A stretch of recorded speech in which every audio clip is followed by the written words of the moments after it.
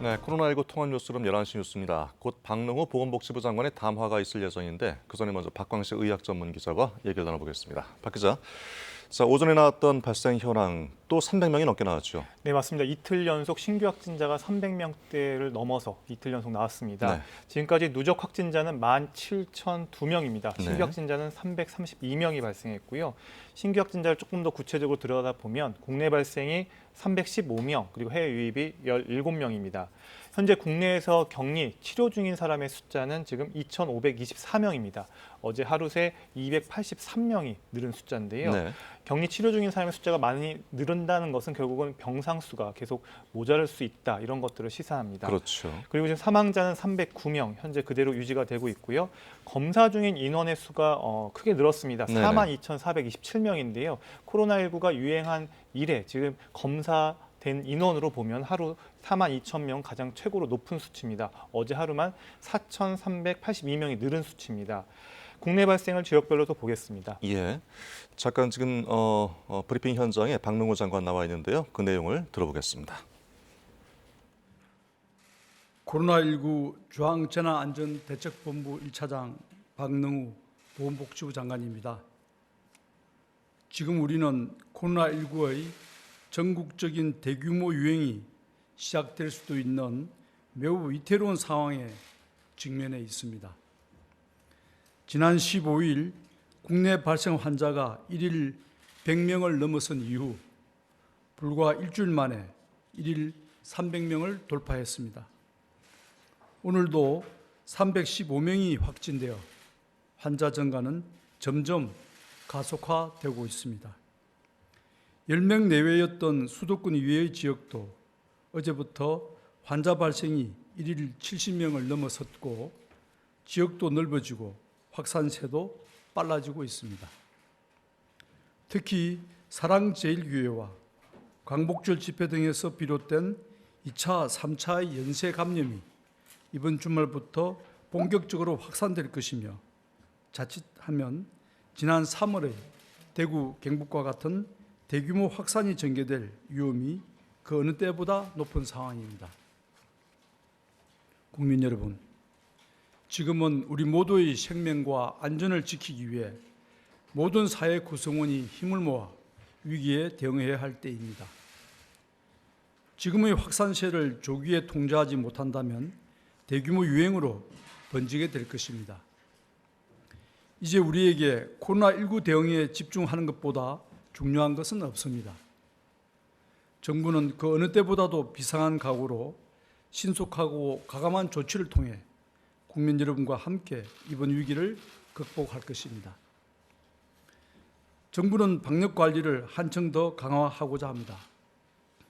내일부터 사회적 거리두기를 전국적으로 2단계로 격상합니다. 기존의 2단계 거리두기가 적용되던 수도권 이외의 모든 시도에 대해서도 2단계 거리두기가 적용됩니다. 구체적인 조치는 현재 수도권에서 실시되고 있는 조치와 동일합니다. 다중이용시설 중 위험도가 높은 클럽, 유흥주점, 노래연습장 등 12종의 고위험시설은 집합금지 조치가 실시됩니다. 이외 음식점, 목욕탕, 결혼식장 등 사람들의 이용이 많은 다중이용시설에 대해서도 마스크 착용과 전자출입 명부 운영 등의 핵심적인 방역수칙 준수를 의무화합니다.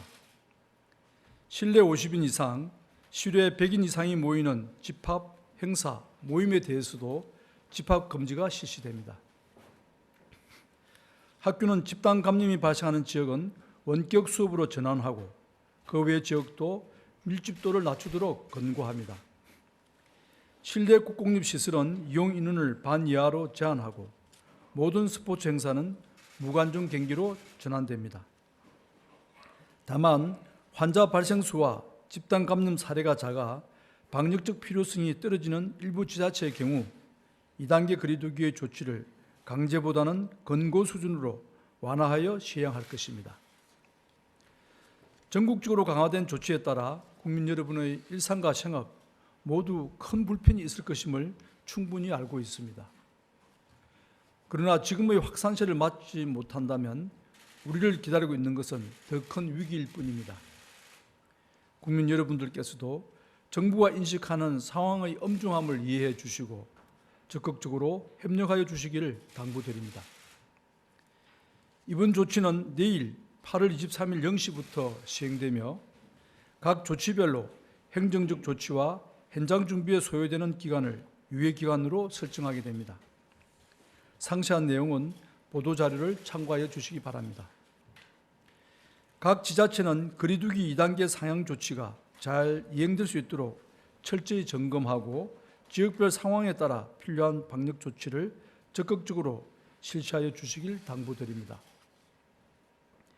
이와 함께 모든 환자가 적절한 치료를 받을 수 있도록 병상 확보에 총력을 기울이겠습니다.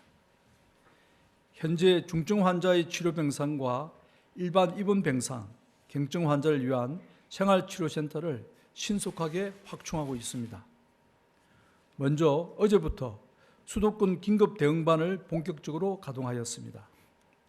서울과 경기, 인천의 환자들에 대해서는 각 시도가 병상을 배정하지 않고 중앙에서 중증도에 따라 적절한 병상을 총괄적으로 배정하고 있습니다. 수도권 중환자 치료 병상은 현재 75개가 가용하며 전국의 유중, 중증 환자가 25명임에 반해 병상의 여유가 있습니다. 그러나 일주일 내로 30개 병상을 추가로 확보하고 신속하게 중환자 병상을 더 확충해 나갈 계획입니다. 경증, 무증상 환자를 위한 생활치료센터를 확충하여 내일 개소하는 경기도 교육연수원을 비롯하여 다음 주까지 총 4개소를 추가 개소할 것입니다. 정부는 치료가 필요한 국민이 적절한 치료를 받지 못하는 일이 없도록 모든 역량을 길집하여 안정적인 치료 체계를 구축해 나가겠습니다. 존경하는 의료인 여러분, 지금은 일촉즉발의 코로나19의 대규모 확산을 막기 위해 의료계와 정부가 더욱 협력할 때입니다. 정부는 국민들의 생명과 안전을 지키는 것이 최우선적인 임무라고 생각하며 코로나19 위기를 안정화시키는 데 모든 역량을 집중하고자 합니다. 의사단체가 문제를 제기하고 있는 의과대학 정원 확대와 공공의대 신설에 대해서는 수도권의 코로나19 상황이 안정된 이후 의료계와 논의를 하며 추진해 나가겠습니다. 의료인 여러분, 위기 극복을 위한 정부의 결단에 뜻을 함께하고 국민을 위한 본연의 임무에 충실해 주시길 바랍니다. 자신의 자리에서 진료 현장을 지켜주십시오. 병원에서, 응급실에서, 중환자실에서 환자를 치료하고 생명을 구하는 의료인 본연의 역할로 복귀해 주시기 바랍니다. 만약 의료인들이 진료 현장을 지키지 않을 경우에는 정부는 필요한 모든 조치를 실행할 것입니다. 국민의 생명과 안전을 보호하는 것은 국민이 정부에 부여한 최우선적인 의무이며 정부는 이를 엄격하게 이행할 것입니다. 당면한 위기를 극복하기 위해 정부와 함께 최선의 노력을 다해 주실 것을 당부드립니다. 마지막으로 국민들께도 당부 말씀을 드리겠습니다. 우리는 지난 2월과 3월 대구 경북에서의 확산, 그리고 5월 이태원 클럽을 중심으로 한 유행에 이어 다시금 심각한 위기 상황에 마주했습니다. 지금과 같이 다양한 경로에서 여러 곳으로 전파되고 있는 감염 확산을 차단하기 위해서는 국민 모두의 협력과 실천이 그 무엇보다 필요합니다. 이에 간절히 호소드립니다. 지금은 언제 어디서든 코로나19에 감염될 수 있다는 사실을 기억해 주시기 바랍니다. 모든 국민들께서는 스스로를 그리고 우리 가족과 이웃을 보호하기 위해 방역관리에 만전을 기하여 주시기 바랍니다. 당분간은 꼭 필요한 외출 외에는 안전한 집에만 머물러 주십시오. 불가피하게 외출을 하시더라도 마스크 착용 등 방역 수칙을 철저히 지키고 사람이 많이 모이는 다중이용시설은 방문하지 않기를 부탁드립니다. 지금은 비상한 위기 상황입니다. 방역당국의 조치에 협력하여 주십시오. 진단검사를 거부하거나 정해진 격리 장소를 무단 이탈하고 방역 요원에 대해 폭력을 행사하는 등 방역을 방해하는 사례가 발생하고 있습니다. 필수적인 방역 조치에 불응하거나 방해하는 행위는 법에 따라 무관용으로 엄정하게 대응할 것입니다. 우리 모두의 생명과 안전을 지키기 위한 필수적인 조치라는 점에서 국민 여러분의 이해와 협조를 당부드립니다. 이번 주말을 기점으로 대규모 유행이 발생할지 여부는 지금부터 우리 모두가 어떻게 합심하여 대처하느냐에 달려 있습니다. 국민 여러분은 스스로가 방역의 최전선에 자리한다는 책임감을 가지고 자신과 가족을 지키기 위하여 최선의 노력을 다해 주실 것을 부탁드립니다. 의료인 여러분들께서도 본인의 자리에서 소명을 다해 주실 것을 요청합니다. 정부 역시 국민의 생명과 안전을 보호하기 위해 모든 노력을 다하겠습니다. 우리는 반드시 이 위기를 극복할 수 있을 것입니다. 감사합니다. 네, 박능호 장관의 대국민 담화 들어봤습니다. 네, 박광식 기자. 사회적 거리두기 2단계가 지금 수도권 지역 시행 중이었는데 이게 전국적으로 확대, 내일 0시부터 이제 시행되는군요. 네, 맞습니다. 내일부터 사회적 거리두기 2단계가 전국적으로 상향, 격상돼서 확대가 됩니다. 네. 지금 수도권 외 지역에서 일일 발생이 한 10명 수준에서 이미 한 70명을 넘은 지역도 있기 때문에 이제 수도권 지역의 집단 감염이 이제 전국적으로 확산되는 모양새이기 때문에 지금 상당히 엄중한 상황이라고 지금 진단을 했습니다. 네. 이렇게 2단계로 상향이 되면 그 전국의 수도권 외 지역에 대해서도 수도권과 동일하게 2단계 대응 조치가 진행이 되는데요. 결국 실내에서 50명 이상 그리고 실외에서는 100명 이상 사적이거나 공적인 모임과 집회, 행사가 다 금지가 되게 됩니다. 네.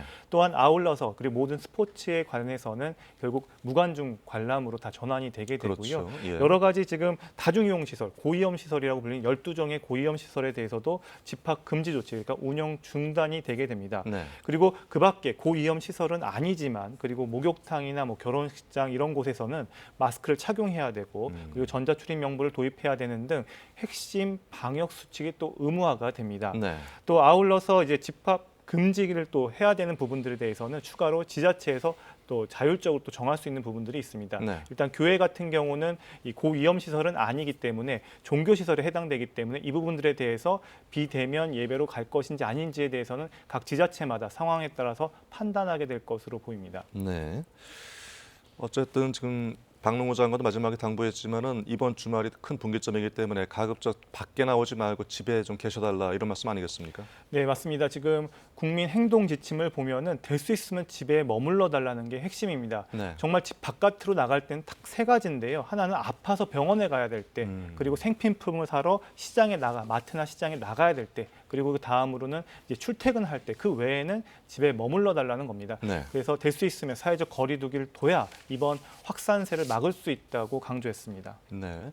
아까 그 병실을 충분히 확충하고 있다고 말했는데 어떻습니까? 검사 건수도 갑자기 급증하면서 검사 역량은 지금 감당할 수 있는 상황인가요? 네, 일단 검사 건수가 많이 폭증했습니다. 네. 사랑제일교회 관련 이 집단 발병의 여파로 접촉자를 아무래도 광범위하게 잡기 때문에 검사 건수가 급격히 늘었는데요. 사람 인원수가 아닌 검사 건수로 보면 하루에 5만 건까지 지금 증가한 것으로 나타났고요. 예. 지금 방역 당국이 검사 기간을 더 늘려서요. 지금 검사 역량도 좀 늘어난 상태입니다. 그래서 최대 하루 7만 건까지 검사가 가능하다고 합니다. 그래서 네. 하지만 유행이 더 커지면요, 이것도 부족할 수가 있는데요. 우선순위를 고려해서 이렇게 누구나 오는 순서대로 검사를 받게 해주는 게 아니라 정말 고위험군 위주로 우선순위를 정해서 검사가 통제될 수 있다고도 언급을 했습니다. 네. 아울러서 이제 병상 배정 문제에 대해서도 박능호 복지부 장관이 아까 언급을 했는데요. 일단 중증도에 따라서 이제 중앙에서 총괄해서 이제 배정을 하겠다는 겁니다.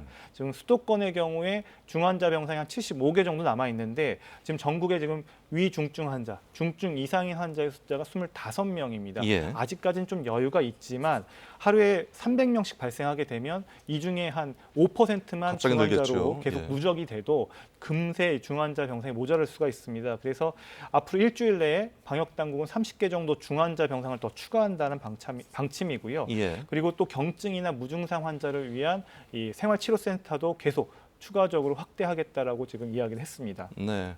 확진자가 갑자기 늘면서 지금 추적 관리하는 것도 큰 어려움이 닥쳤습니다. 이것도 지금 역학조사 역량이 감당이 가능한 건지 모르겠네요. 네, 이 부분 지금 많이 취약한 상황입니다. 하루에 예. 확진자가 300명이 넘어가면 그 300명이 2주 동안, 과거 2주 동안 누구를 만나고 어디서 했던 행동들을 다 접촉자를 다 찾아내야 됩니다. 그게 어렵죠. 예. 역학조사관들이 해야 될 일인데요. 지금 역학조사관만으로 하루에 정말 300명씩 환자가 발생했을 때 다 빨리빨리 신속하게 접촉자를 찾아서 검사하고 격리하는 것은 좀 무리가 있다는 판단인데요. 네. 그래도 방역당국은 지난 1월에 125명 정도의 역학조사관이 있었다고 합니다.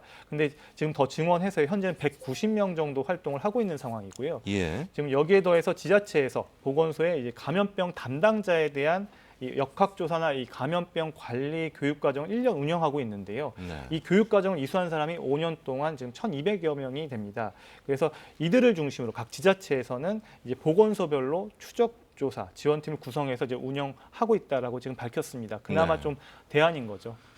지금 역학조사에 불응하거나 또 격리 장소에서 이탈하는 등의 여러 가지 비협조자에 대해서 무관용의 원칙으로 강력히 지금 엄단하겠다고 했는데 감염병 예방법 관련해서 처벌 규정이 있죠. 네, 그렇습니다. 이 감염병 환자로 의심되는 사람이 검사를 거부할 경우에는 300만 원 이하의 벌금에 처해질 수가 있습니다. 예. 또 자가격리나 입원 치료 조치를 위반할 경우 입원 치료를 해야 되는데 입원실을 이렇게 도망 나온다거나 탈출할 경우 뭐 이런 경우겠죠. 네. 1년 이하의 징역 또는 1,000만 원 맞습니다. 1,000만 원 이하의 벌금형을 받을 수가 있습니다. 예.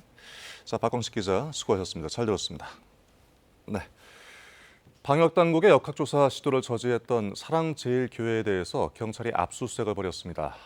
이제 방역 당국이 교인 명단을 확보하게 된 것인데 한편 전광훈 목사는 한국기독교총연합회 대표 회장직에서 물러나겠다고 밝혔습니다. 김지숙 기자의 보도입니다. 서울지방경찰청 지능범죄수사대가 서울 성북구 사랑제일교회에 대해 압수수색을 했습니다. 압수수색은 어젯밤 8시 45분부터 오늘 새벽 1시쯤까지 4시간여에 걸쳐 진행됐습니다. 경찰은 사랑제일교회 교인 명단 등을 확보한 걸로 전해졌습니다. 경찰은 확보한 자료가 실제 교인 명단인지 또 방역당국에 제공한 정보와 같은지 분석할 방침입니다. 앞서 서울시는 사랑제일교회 관계자들을 역학조사를 거부 방해한 혐의로 경찰에 고발했습니다. 이틀 전 교회 측이 넘긴 교인 명단과 실제가 다르다고 보고 명단 확보 역학조사에 나섰지만 교인들 반발로 밤샘 대치 끝에 철수했기 때문입니다. 서울시와 중앙방역대책본부 등은 압수수색 뒤 곧바로 교회 측의 동의를 받아 역학조사에 들어갔습니다. 방역당국은 교인과 소모임 참석자 명단을 입수해 기존의 교회가 낸 자료와 비교 대조할 계획이라고 밝혔습니다. 저희 역학조사는 방역을 위한 역학조사입니다. 그래서 명단과 그다음에 어디에 참석했는 시간 이런 것들이 중요한 자료들을 교회 측은 어제 기자회견을 열고 자신들이 정부로부터 탄압받고 있다고 주장했습니다. 흑색 선전에 열을 올리고 있습니다. 마구잡이로 검사를 강요하여 확진자 수를 늘려 국민들의 집회 자유를 억압하고 미혹하는 자들이 누구입니까? 전광훈 목사는 어젯밤 유튜브 방송을 통해 한국기독교총연합회 대표회장직을 감당하기에 너무 힘들다며 물러나겠다고 밝혔습니다. KBS 뉴스 김지숙입니다. 네, 밤사이 광주와 전남에서는 신규 확진자가 14명 발생했습니다. 감염 경로가 확인되지 않은 사례도 늘고 있는 상황인데요. 취재 기자 연결합니다. 양창희 기자, 산발적으로 감염자가 계속 늘고 있군요. 네, 이곳 순천은 그동안 지역 감염 사례가 거의 없었던 곳인데요. 그제와 어제 확진자가 6명이나 발생하면서 긴장감이 높아지고 있습니다. 지난 13일 서울의 한 방문 판매 업소를 다녀온 70대 여성이 확진 판정을 받은 뒤 관련 확진자가 늘고 있는 양상입니다.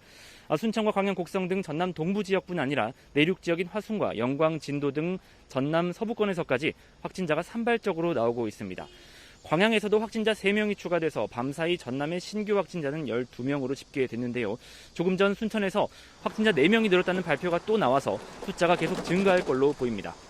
전라남도는 어제부터 사회적 거리 두기 단계를 2단계로 높이고 실내 50명, 실외 100명 이상의 행사를 전면 금지하고 있습니다. 광주광역시도 확산세를 보이고 있습니다. 어젯밤 늦게 확진자 5명이 추가로 발생했는데요. 특히 이 가운데 4명은 감염 경로가 확인되지 않고 있어 방역당국이 심층 역학조사를 벌이고 있습니다. 다른 한 명은 광주 252번째 확진자의 접촉자인데요. 40대 남성인 252번째 확진자는 애초 나주 중흥골드스파를 방문했다고 진술했지만 역학조사 결과 지난 15일 서울 광화문 집회에 참석했던 사실이 확인됐습니다. 광주광역시는 조금 전인 10시 반부터 코로나19 민관 공동대책위원회 회의를 열고 사회적 거리두기 단계를 격상할지 등에 대해 논의하고 있습니다. 지금까지 전남 순천의료원에서 KBS 뉴스 양창입니다. 네, 대전과 세종, 충남에서는 밤사이 모두 15명의 추가 확진자가 나왔습니다. 이들 중 대다수는 앞서 확진된 사람들과 접촉한 이른바 N차 감염자였습니다. 현장 취재기자 연결합니다. 정재훈 기자, 지역별 확진자 현황 어떻습니까? 네, 자치단체 발표에 따르면 어젯밤부터 오늘 오전까지 모두 15명이 확진 판정을 받았습니다. 지역별로는 대전 12명과 세종 1명, 충남 홍성 1명, 부여 1명입니다. 먼저 대전 지역은 확진자 중 4명이 서울 강남구 134번째 확진자와 접촉해 감염된 것으로 알려졌습니다. 또 5명은 세종과 대전에서 앞서 확진된 인원과 접촉한 이른바 N차 감염이었습니다. 나머지 3명 중 1명은 해외 입국자, 다른 2명은 감염 경로가 아직 밝혀지지 않은 상태입니다. 세종에선 30대 여성이 앞서 확진된 사람과 접촉해 감염됐습니다. 충남의 경우 모두 2명인데 이 중 서울에 거주하는 60대 여성이 부여 친척집에 들렀다가 확진됐습니다. 홍성에서도 1명이 나왔는데 자치단체가 역학조사를 벌이고 있습니다. 이런 가운데 정부가 지난 15일 열린 광화문 집회 참석자 명단을 이동통신사 등을 통해 확보함에 따라 대전시가 검진검사 권유 작업에 나섰습니다. 대전 지역 참가 추정 인원은 모두 400여 명인데 대전시 측은 전화로 이들과 소통할 방침입니다. 서울사랑제일교회와 광화문 집회 참가자에 대한 자치단체의 진단검사 행정명령 기한은 대전의 경우 내일까지, 충남은 오는 25일까지 연장한 상태입니다. 이 기간을 넘길 경우 치료비와 영업피해 보상 등 구상권을 청구할 방침입니다. 확진자가 계속 증가함에 따라 사회적 거리두기 2단계가 전국으로 확대돼 대전시도 조금 뒤 담화문을 발표할 예정입니다. 지금까지 대전시청에서 KBS 뉴스 정재훈입니다. 네, 내일부터 사회적 거리두기 2단계가 전국적으로 확대되는데요. 사회적 거리두기 2단계가 시행되면 여러 가지 활동이 제한됩니다. 실외라고 할지라도 100명 이상의 모임은 금지되죠. 고위험 시설의 운영이 중단되고 공공기관은 사무실 밀집도를 절반가량으로 낮춰야 합니다. 거리두기 2단계 때 할 수 있는 것과 할 수 없는 것을 이재석 기자가 정리해서 전해드리겠습니다. 사회적 거리두기 2단계에서는 접촉을 최소화하고 공간의 밀집도를 낮추기 위해 각종 모임이 제한됩니다. 실내 50명, 실외 100명 이상 만나는 모임이 금지됩니다. 전시회나 채용시험, 박람회 같은 공식 행사는 물론 결혼식, 동창회 같은 사적인 모임도 해당됩니다. 노래 연습장, 단란주점 등 방역당국이 지정한 고위험 시설은 모두 12곳, PC방이 추가되며 13곳으로 늘었는데 이 가운데 유통물류센터를 제외하고는 모두 운영이 중단됩니다. 영화관이나 목욕탕, 결혼식장 등 위험도가 높은 다중이용시설은 거리 두기와 마스크 쓰기, 출입 명부 관리 등 방역 수칙을 반드시 지켜야 합니다. 학교는 원격 수업이 늘어나 유치원과 초중학교는 등교 인원을 3분의 1로 조정하고 어린이집, 복지관 등에 대해서는 휴관이 권고됩니다. 또 수도권의 교회는 비대면 예배만 허용되고 종교시설이 주관하는 모든 대면 모임, 행사, 단체 식사는 금지됩니다. 프로야구 등 스포츠 경기는 무관중으로 진행해야 합니다. 공공기관은 재택근무나 유연근무로 사무실 밀집도를 절반으로 낮춰야 합니다. 민간 기업들도 사무실 내 접촉을 최소화하기 위해 공공기관과 비슷한 수준으로 근무 인원을 제한하도록 권고합니다. KBS 뉴스 이재석입니다. 네, 코로나19의 감염과 확산을 막으려면 무엇보다 개인 위생 관리를 철저히 해야 합니다. 일상 속에서 개개인이 꼭 지켜야 할 예방 수칙 어떤 게 있는지 선재희 기자가 알려드리겠습니다. 코로나19는 가까운 거리에서 말을 하거나 기침할 때 나오는 침방울을 통해 주로 전파됩니다. 따라서 실내에서는 반드시 마스크를 쓰도록 합니다. 특히 환기가 안 되고 사람이 많은 밀폐, 밀집, 밀접된 곳에는 가지 말아야 합니다. 실외라도 2m 거리 두기가 어려우면 마스크를 쓰는 게 좋습니다. 소리를 지르거나 큰 소리로 노래 부르고 응원하는 등 침방울이 튀는 행위도 자제해야 합니다. 신체 접촉을 통해서도 얼마든지 감염될 수 있는 만큼 악수하거나 끌어안는 등의 행동도 하지 않는 게 좋습니다. 코로나 바이러스는 비누로 손만 잘 씻어도 대부분 제거됩니다. 따라서 흐르는 물에 30초 이상 수시로 손을 깨끗이 씻는 게 무엇보다 중요합니다. 거리 두기도 생활화해야 합니다. 의료기관 방문이나 생필품 구매, 출퇴근, 등하교 외에 꼭 필요하지 않은 외출과 모임, 외식, 행사, 여행 등은 연기하거나 취소합니다. 식사는 되도록이면 포장이나 배달, 운동은 체육시설에 가기보단 집에서, 친구나 동료와 모임은 집에서 PC나 스마트폰을 활용해 비대면으로, 쇼핑은 온라인 주문을 이용하는 게 좋습니다. 열이 나거나 호흡기에 이상이 느껴지면 외출과 출근, 등교를 하지 말아야 합니다. KBS 뉴스 선재입니다. 네, 민주당이 코로나 대책으로 재난지원금을 한 번 더 지급하는 방안을 놓고 검토에 들어갔습니다. 사회적 거리 두기가 3단계로 격상될 경우 취약계층 보호를 위해 추석 전에 지급하는 방안까지 논의되고 있습니다. 박혜진 기자의 보도입니다. 민주당이 재난지원금 검토에 들어간 건 가장 확실한 코로나 대책이라고 판단하기 때문입니다. 경기 침체 와중에도 2분기 가계소득이 증가했던 만큼 재난지원금 효과는 입증됐다고 보고 있습니다. 지금처럼 코로나 확산세가 계속되면 취약계층부터 가장 큰 피해를 입는다는 점도 검토 배경이 됐습니다. 코로나의 확산까지를 고려해서 대응책의 여러 계획을 검토할 수밖에 없는 그런 상황이고, 민주당은 사회적 거리 두기가 3단계로 상향되면 재난지원금 지급이 불가피하다고 보고 있습니다.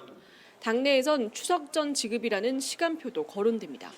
다만 재난지원금을 국민들에게 나눠주기 위해선 정부가 빚을 내는 4차 추가경정 예산안을 추진해야 하는 건 부담입니다.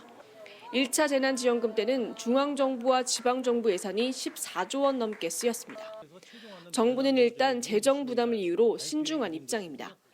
효과가 있었다고 봅니다. 그러나 모든 정책이 비용이 따르게 마련인데요. 거기에 대한 막대한 비용 부담도 고려하지 않을 수가 없고요. 1차 재난지원금 때도 정부는 전국민 지급 방안에 반대하다가 정치권의 요구로 돌아섰습니다. 민주당과 정부, 청와대는 이번 일요일 정례 회의에서 재난지원금 문제를 조율할 계획입니다. 미래통합당은 코로나와 수해 대책을 생각해서 추경을 빨리 편성하자며 찬성 입장을 보였습니다. KBS 뉴스 박혜진입니다. 네, 코로나19 통합 뉴스룸 다음 뉴스는 잠시 후 정오에 전해드리겠습니다.